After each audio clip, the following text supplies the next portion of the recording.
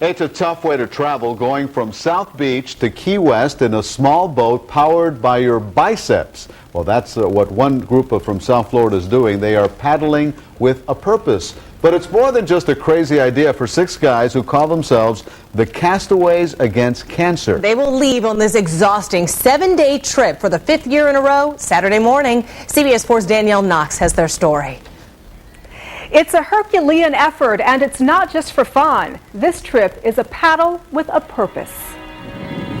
When Steve O'Brien lost both his mother and his grandmother to cancer in 1999, he knew he wanted to do something in their memory, something that would make a difference. I always thought about the endurance that my mother went through during chemotherapy and radiation, and I like kayaking. And I thought, well, maybe I can combine the endurance of kayaking with fundraising for the American Cancer Society.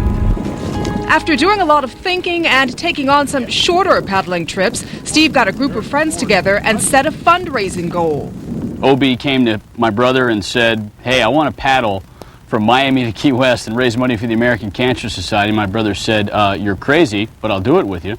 I think we set for 10 grand, and we made 10 grand easy, no problem. My brother said, hey, my brother might want to do that.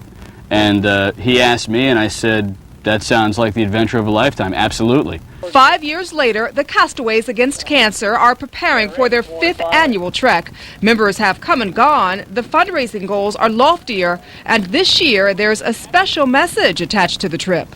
My message for this trip is early detection. You know, I just turned 50 years old, and if you're out there and you're 50 years old, you know, get a shot at this.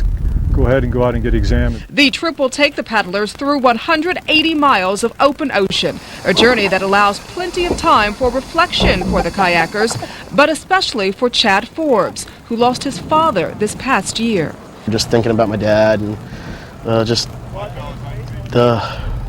in the past years it's been a lot of fun. This year it's gonna be a lot of fun too, but it's gonna be a lot of reflection because I'm going solo this year. Solo in a boat he built himself.